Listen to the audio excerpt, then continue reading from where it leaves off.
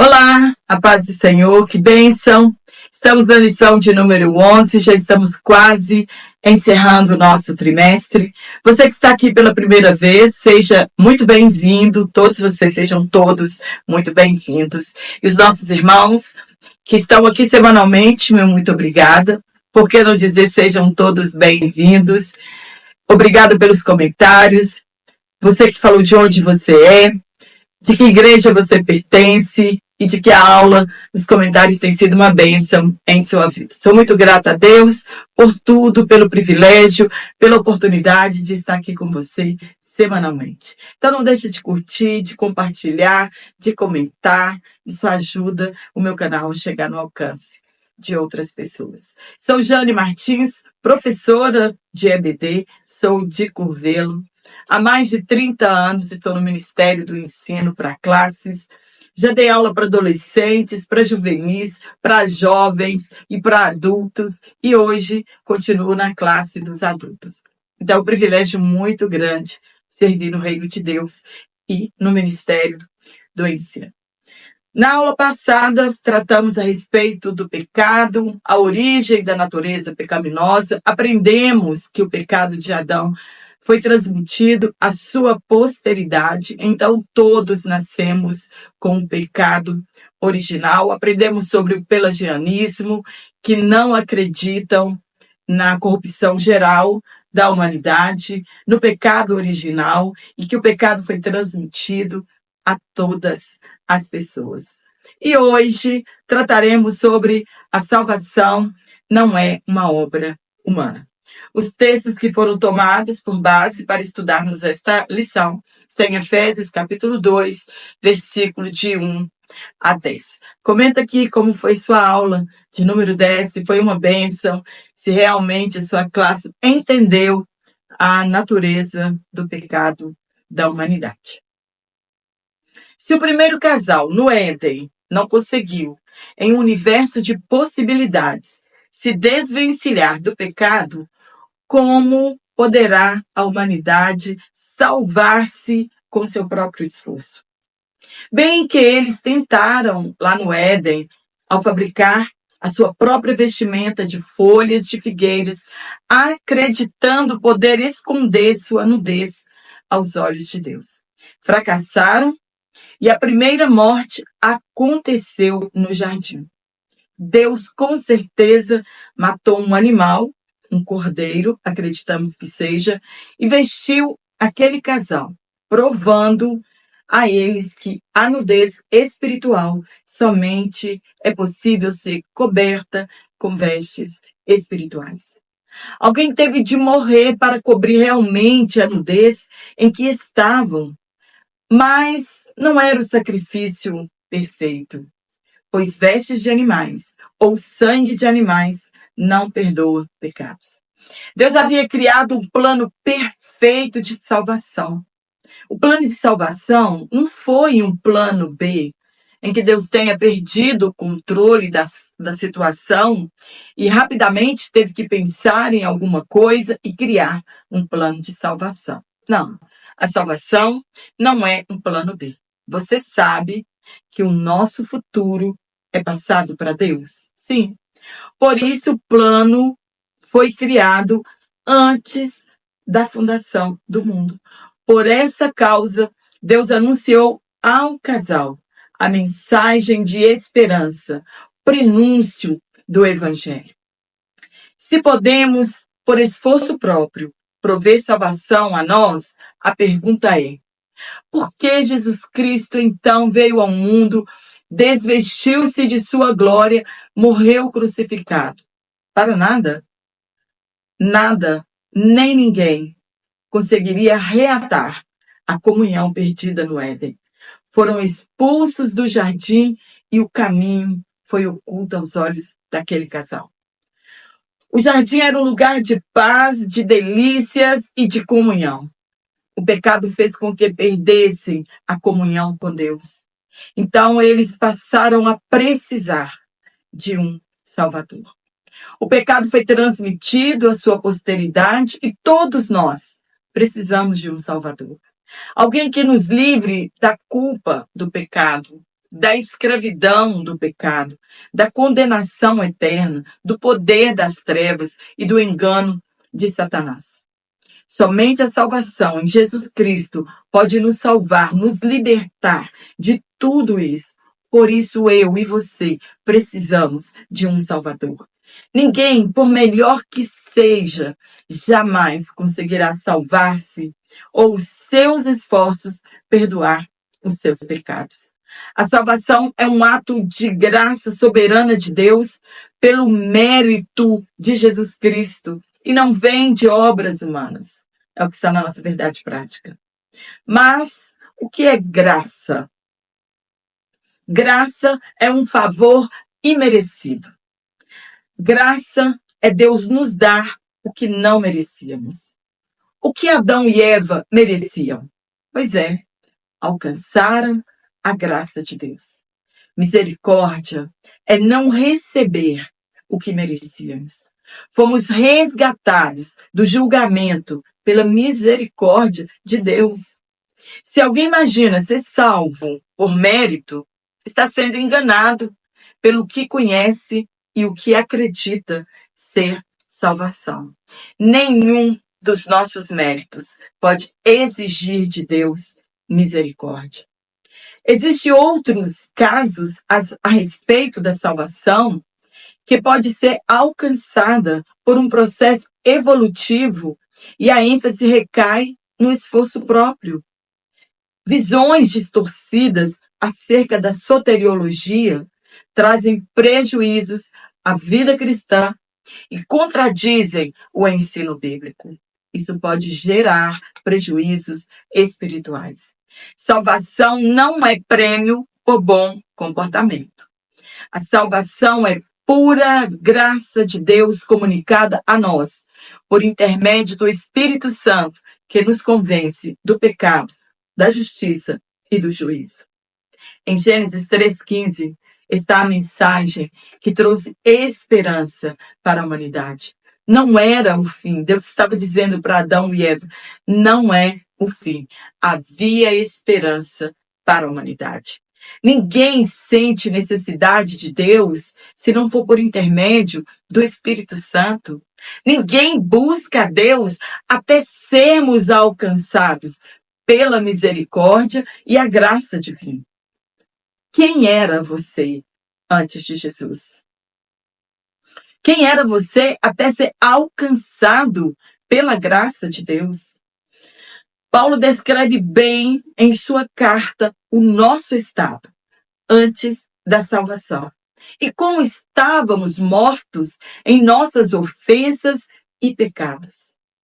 Não foi a obra de justiça que houvéssemos feito, mas segundo a misericórdia, somente o Espírito Santo pode nos transformar, nos renovar de dentro para fora. O novo nascimento é um dos sinais, com o batismo, que é a confissão pública do renascimento com Cristo. É a mudança de mente, é a mudança de comportamento. Somente o Espírito Santo pode operar a lavagem da regeneração em nossa vida e renovação. No primeiro tópico, nós vamos falar sobre a salvação, sobre a graça de Deus. Primeiro ponto, a descrição do estado espiritual humano. Quero lembrar você que vou deixar aqui na descrição da minha videoaula um link do meu WhatsApp, onde você fala diretamente comigo e você pode adquirir este PDF exatamente como eu leciono aqui. E também o link da Hotmart, que você adquire esse mesmo PDF em qualquer hora que você precisar. E nos domingos eu não estou disponível no meu WhatsApp, mas você pode adquirir pela Hotmart este PDF. E muito obrigada a você que é um assinante trimestral e que adquire o meu material. Isso me ajuda meu canal também a solidificar e crescer mais um pouco. Primeiro ponto, a descrição do estado espiritual humano. Como a humanidade está antes de Deus. Paulo deu seu testemunho pessoal acerca do seu estado antes de Cristo e descreve que éramos noutro tempo como os incrédulos. Muitos cristãos olham para os infiéis como se nunca houvesse pecado e estado ali, no mesmo lugar. Nosso olhar deve ser o mesmo de Deus, o de misericórdia. O mesmo olhar com o qual Deus olhou por nós. Você se lembra do seu estado quando foi encontrado por Jesus, amado por Ele, e recebeu lavagem da regeneração feita pelo Espírito Santo? Você consegue lembrar quem era você antes de Cristo? Deus revelou sua misericórdia ao enviar Jesus Cristo para morrer em nosso lugar e pagar o preço do resgate exigido por Deus. Fazer o que é bom agrada a todos, mas a nossa bondade não tem poder de nos salvar. A justiça de Deus nos levaria à cruz no lugar de Jesus. E a sua misericórdia nos tirou de lá. E a sua graça nos deu o que não merecemos. Andávamos no curso deste mundo. Onde você estaria agora se a graça de Deus não tivesse te alcançado? Andávamos segundo a operação do príncipe das potestades do ar e que opera nos filhos da desobediência. Seguíamos os desejos da nossa carne, infelizmente. Muitos cristãos ainda andam assim, filhos da ira. Já estivemos neste lugar que milhões de pessoas estão. Esse é o retrato espiritual da humanidade. Estar mortos em nossas ofensas é estar separados de Deus, mortos espiritualmente.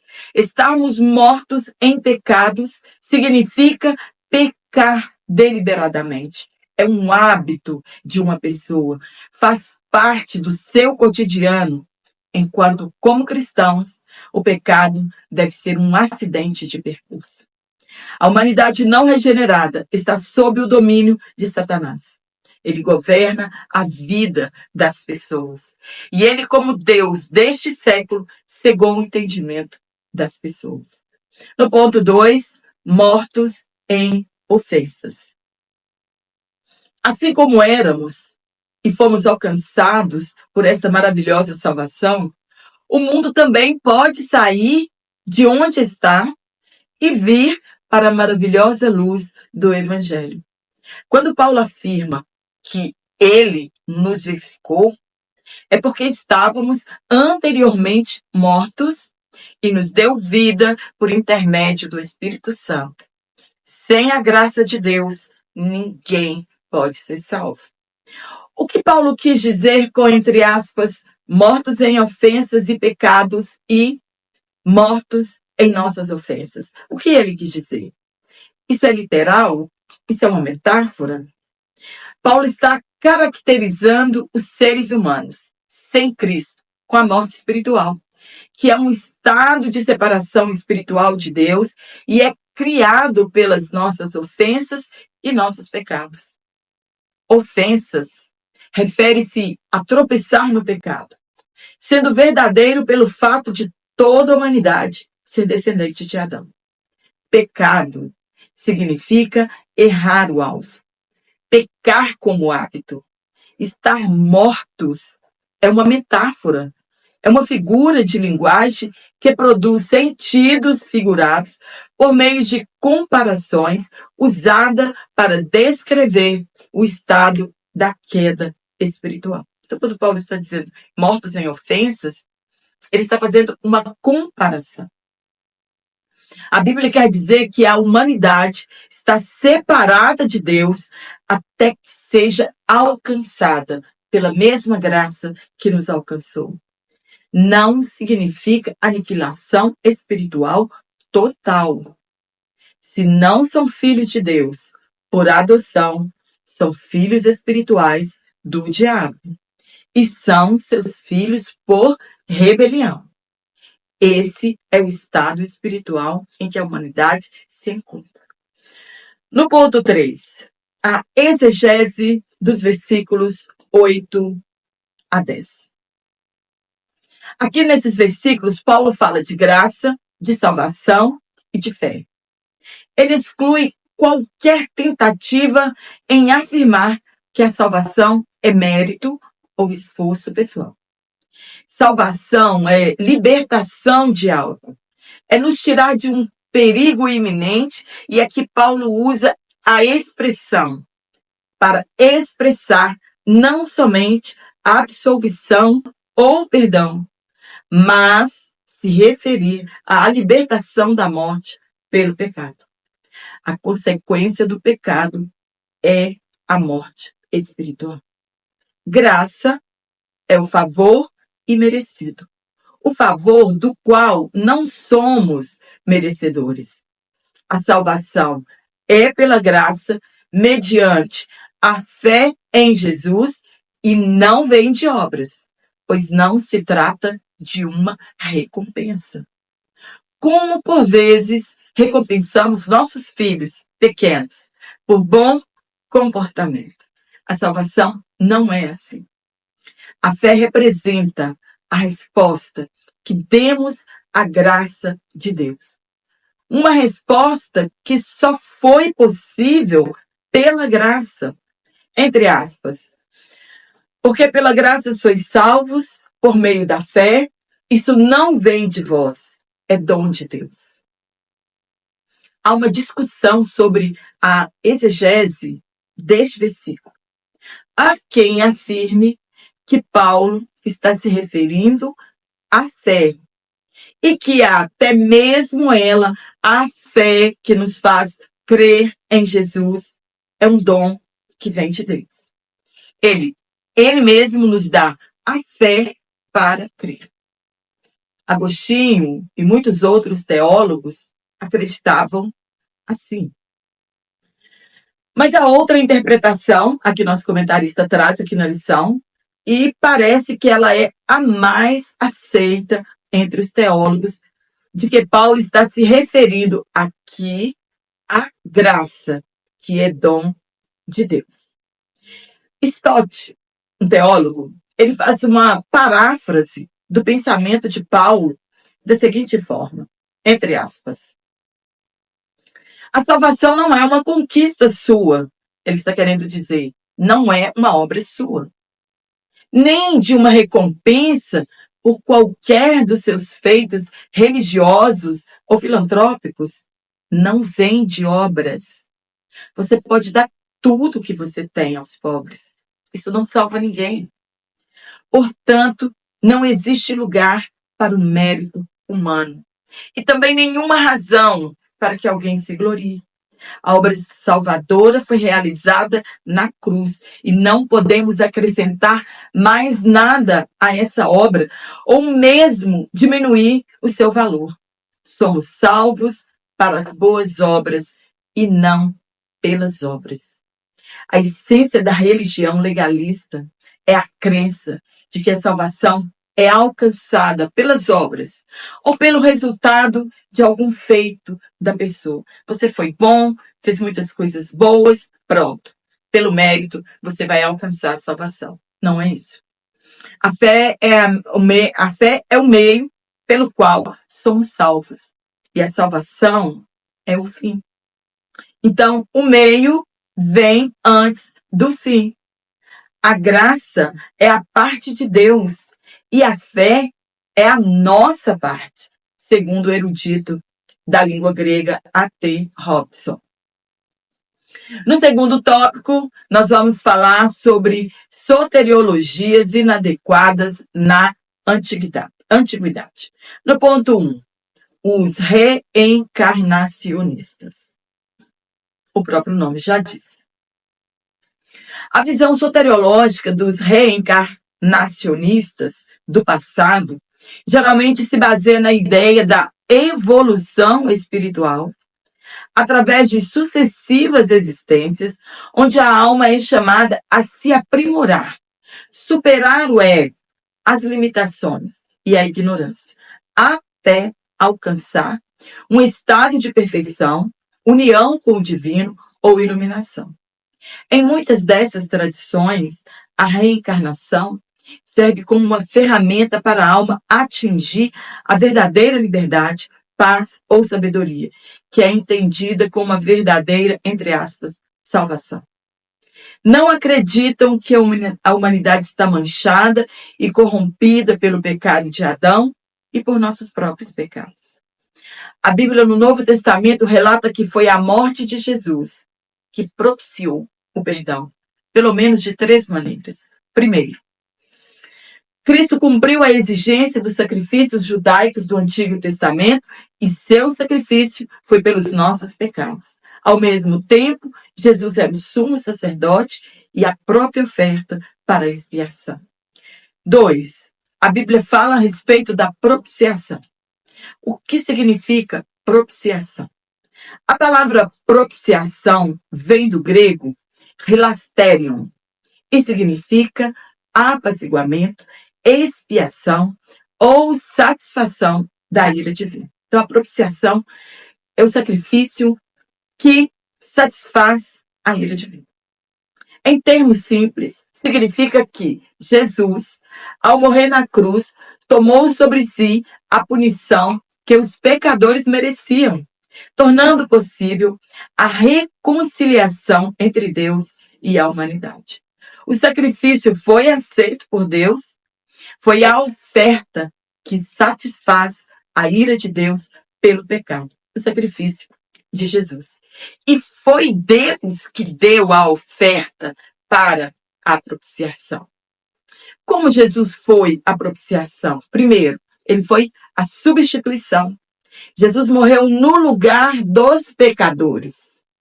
2, ele foi o pagamento do preço. Qual foi o preço exigido por Deus para a libertação das pessoas? Seu sangue derramado serviu como expiação para os pecados. 3, serviu de reconciliação.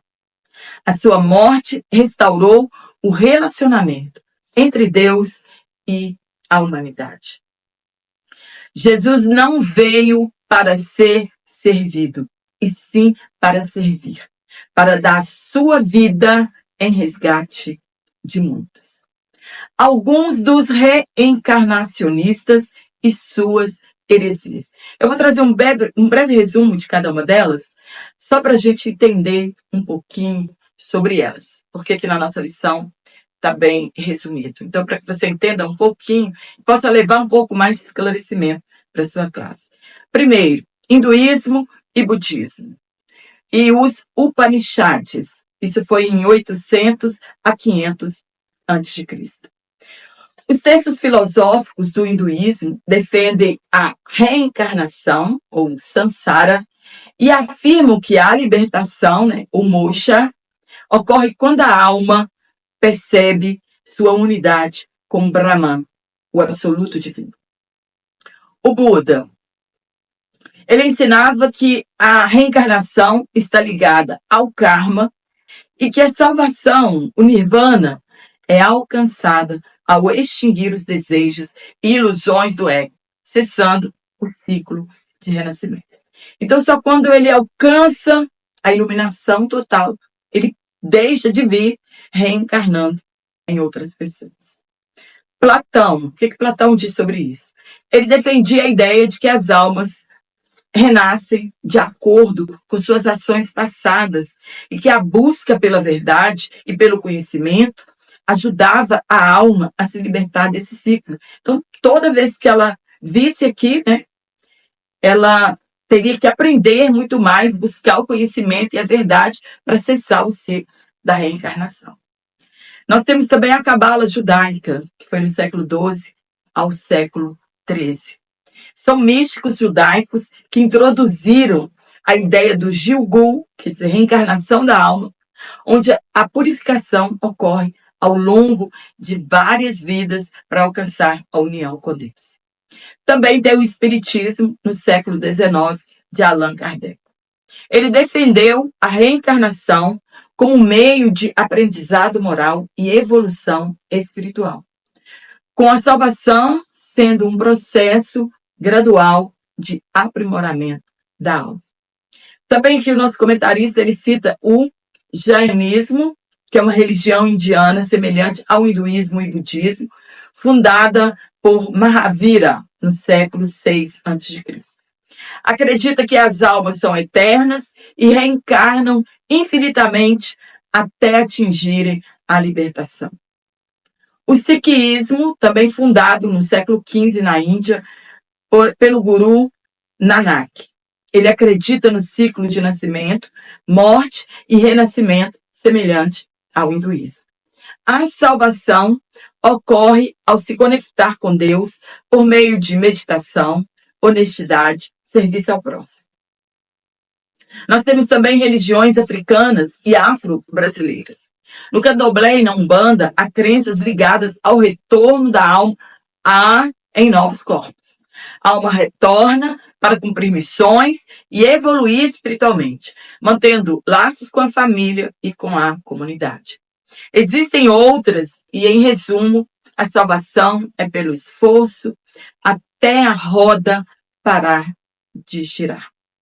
Eles deveriam saber o que está escrito em Hebreus 9, 27, entre aspas. Ao homem está ordenado morrer uma única vez, vindo após o juízo. E em Salmo também está escrito que a carne é um vento que passa e não volta mais. Eles deveriam saber, sim, que depois da morte segue-se o juízo e não adianta a oração pelos mortos. No ponto 2, os galacionistas. O termo pode estar se referindo aos judaizantes da Galácia, que foram um dos principais grupos opositores do apóstolo Paulo. Eles eram cristãos de origem judaica que insistiam que os convertidos gentios deveriam seguir a lei de Moisés, especialmente a circuncisão, as regras alimentares e outras práticas da Torá.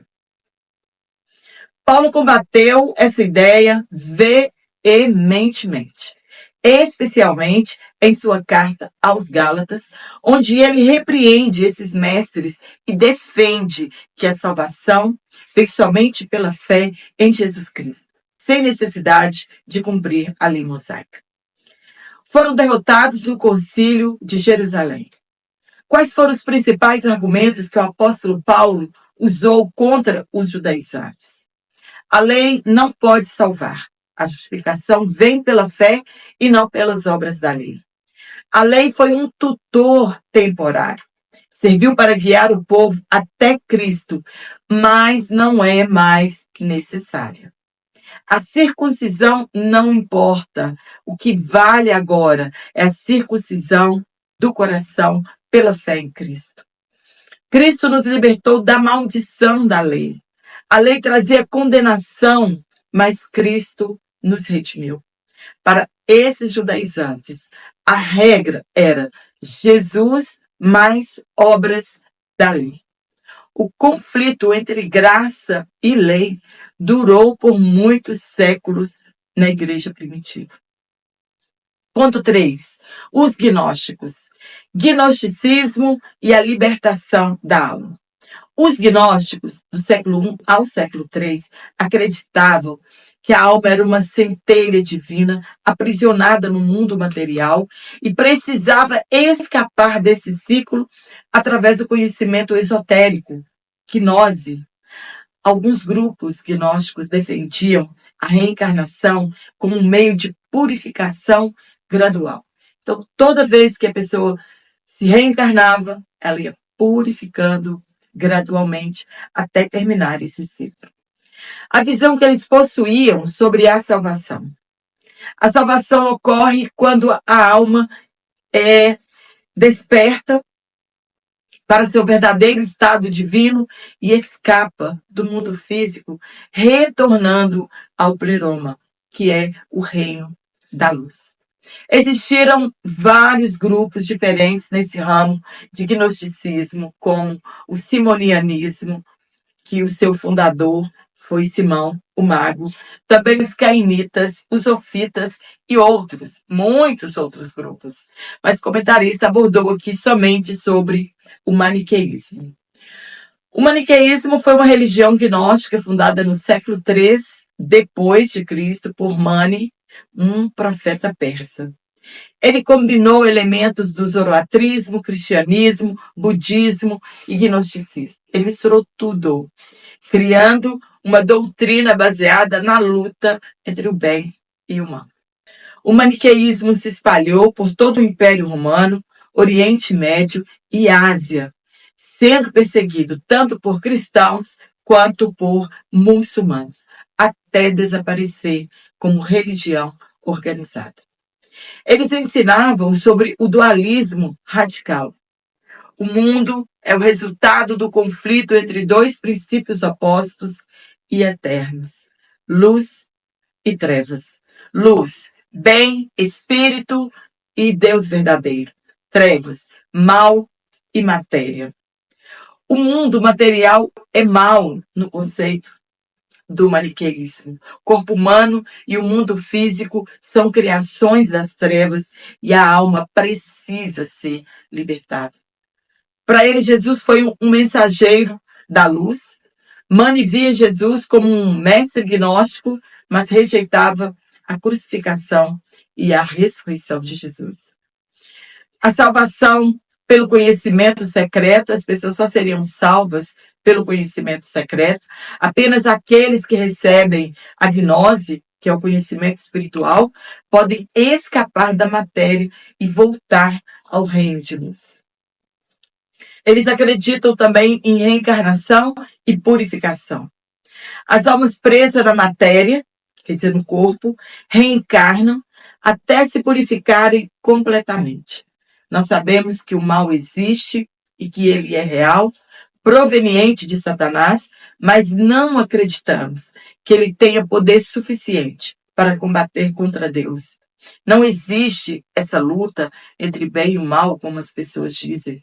Deus é sobre tudo e sobre todos, e não existe um combate em que haja uma possibilidade qualquer de Deus perder a batalha ou ter de se esforçar para vencer. Deus destrói o inimigo com o assopro de sua boca. Para ele, somente os espirituais serão salvos. Aqueles de iluminação espiritual. E isso não é verdade. A salvação é para todos. A graça salvadora de Deus se manifestou a todos os homens. Deus não leva em conta o nosso tempo de ignorância, mas manda que todos os homens se arrependam. No último tópico, as soteriologias inadequadas de hoje. São as mesmas, porém com novas vestimentas e dentro de outras novas religiões que com sutilezas enganam as pessoas. Primeiro, o islamismo. O islamismo surgiu no século VII d.C., na Península Arábica, mais especificamente em Meca, atualmente Arábia Saudita. O fundador foi Maomé, ou Mohammed, considerado o último profeta de Deus. O livro sagrado é o Alcorão, que os muçulmanos acreditam ser a palavra literal de Deus revelada a Maomé por meio do anjo Gabriel. Como a salvação é alcançada segundo o islamismo? Pela fé em Alá e no que ele revelou, pelas boas obras, caridade, orações, justiça, pelo arrependimento sincero, temor e amor a Deus. O que eles têm em mente sobre o paraíso? O paraíso, para eles, é a recompensa dos justos, enquanto o inferno é para os descrentes e injustos, embora haja misericórdia divina para perdoar pecados. Jesus, no islamismo, ele é Isa, em árabe. Ele não é Deus, não é filho de Deus, mas um profeta muito importante e respeitado. Nascido de uma virgem, Maria, considerada uma das mulheres mais pura da história, inclusive ela é venerada aqui no islamismo. Ele realizou milagres como curar doentes e ressuscitar mortos com a permissão de Deus. Segundo o Alcorão, Jesus não foi crucificado. Acredita-se que ele foi levado aos céus e retornará no fim dos tempos para restaurar a justiça. Jesus anunciará a verdade do islamismo e derrotará o falso Messias. A missão de Jesus: guiar os filhos de Israel ao monoteísmo e confirmar a Torá. O que é pecado no islamismo? Não há pecado original e cada um responde por si. E a salvação é por fé e por obras. O amor de Deus segundo o islamismo. Deus, Alá, é cheio de amor, mas esse amor é geralmente condicional. Ele ama certos comportamentos e tipos de pessoas, como os justos, os pacientes e os arrependidos. Ele não ama a injustiça, o orgulho, a corrupção ou a transgressão. O que é o amor de Deus no cristianismo? O amor de Deus ele é incondicional e demonstrado ao enviar Jesus, mesmo sem merecermos.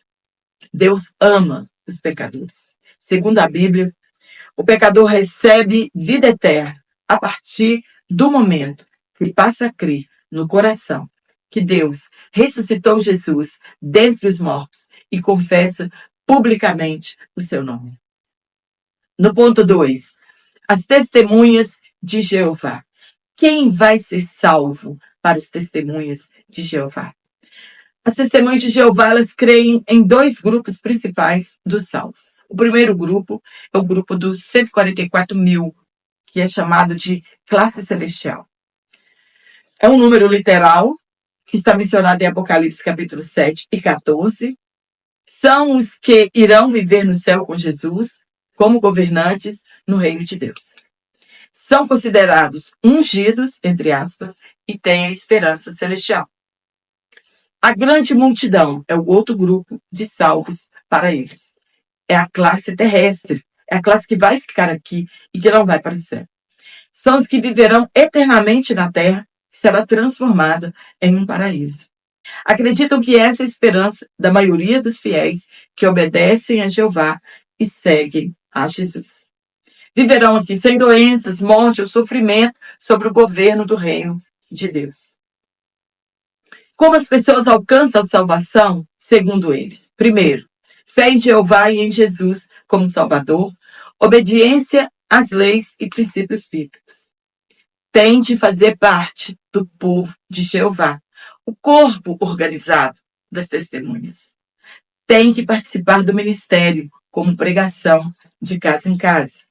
Tem que ter uma vida moral limpa, sem práticas que eles entendem como condenadas pela Bíblia. Tem que perseverar até o fim, especialmente no Armagedon, que vai ser a guerra final de Deus contra os maus. As testemunhas de Jeová acreditam que apenas os 144 mil ungidos recebem o Espírito Santo de forma direta, como unção, para se tornarem filhos espirituais de Deus e terem a esperança celestial. Mas aquela grande multidão, a maioria dos fiéis que viverá aqui na terra, no paraíso, não é ungida com o Espírito Santo, mas pode ser guiada e ajudada por ele. Agora, eles são amigos de Deus, com uma chance futura de se tornar filhos humanos perfeitos. Não é considerada parte do corpo de Cristo essa grande multidão, não é nascida do Espírito, não participa dos emblemas, que é pão e vinho, da ceia do Senhor, pois não se consideram da aliança celestial. Ou seja, não pertencem a Cristo como membros de seu corpo, mas são vistos como súditos do reino de Cristo. Esta grande multidão que vai viver aqui no paraíso não pertence a Cristo como parte do corpo. Para pertencer a Cristo, no sentido mais profundo, segundo a doutrina dele, segundo os teólogos, a pessoa precisa ser ungida com o Espírito Santo, nascida de novo, parte da nova aliança feita entre Jesus e seus discípulos fiéis, filho espiritual de Deus, irmão de Cristo, e isso somente os 144 mil são na visão deles. Mas a Bíblia diz que todos os salvos pertencem a Cristo. Todos os salvos têm o Espírito Santo. todos somos filhos de Deus, somos templo do Espírito Santo e fazemos parte do corpo de Cristo e herdeiros de Cristo. No último ponto, o mormonismo. O mormonismo, eles creem em uma salvação geral. E os que não são mormons, depois de castigados, são liberados para a salvação.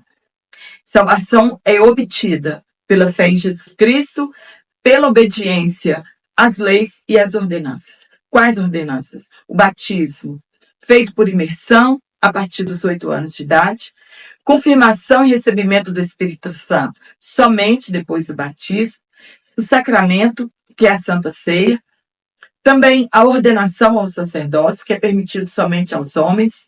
Jovens dignos são ordenados ao sacerdócio arônico aos 12 anos.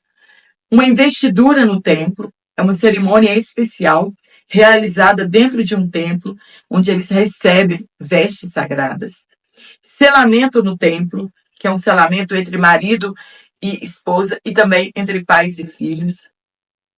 O casamento selado no templo, ele é considerado eterno e não até que a morte o separe. Também é feito o batismo pelos mortos, a pessoa tem que aceitar isso. É realizado vicariamente por membros vivos em nome de pessoas falecidas, baseado em Coríntios. Quem foi Joseph Smith? Foi o fundador da Igreja de Jesus Cristo dos Santos dos Últimos Dias, em 1830. Ele nasceu em 1805, em Vermont, nos Estados Unidos. Ele é considerado pelos mormons o profeta da restauração, ou seja, aquele que por meio de quem Deus restaurou a Igreja verdadeira de Cristo nos últimos dias. Foi assassinado em 1844. Ele era polígamo, tinha mais de uma mulher. Morreu aos 38 anos em Cartagena. Aos 14 anos foi que ele recebeu as placas de ouro do anjo Moroni. Jesus Cristo é o Salvador para eles. No entanto, Joseph Smith é visto como absolutamente essencial no plano de salvação. Segundo eles, ninguém pode alcançar a exaltação, a vida eterna com Deus, a menos que aceite Joseph Smith como profeta e o que ele restaurou. Qualquer ensino que coloque outro mediador ou que condicione a salvação, a aceitação de um homem específico, além de Cristo, é rejeitado pela doutrina cristã bíblica. Somente Jesus Cristo salva e ele não precisa de um co-salvador. Olha o que diz a palavra de Deus. E em nenhum outro há salvação, porque tem também debaixo do céu nenhum outro nome há, dado entre os homens, pelo qual devamos ser salvos. E Jesus disse de si: eu sou o caminho, a verdade e a vida. Ninguém vem ao Pai, a não ser por mim. Existe apenas uma salvação e está disponível a todos. E não vem de obras, mas pela graça, mediante a fé em Jesus. Devemos batalhar pela fé que uma vez nos foi dada. Amém? Espero ter te ajudado com esse comentário. Não deixe de curtir, compartilhar, se inscrever no meu canal. De tudo que ouvimos nessa lição, é que a fé, de tudo que ouvimos, a salvação não vem por obras. Ela vem mediante a fé em Jesus Cristo. A salvação não vem de obras. Ela é um dom gratuito de Deus. E é isso que a humanidade precisa entender. Que não precisa nada além do sacrifício de Jesus e do nome de Jesus para sermos salvos. Um forte abraço a todos vocês e eu te espero aqui na lição de número 12, se Deus assim nos permitir então.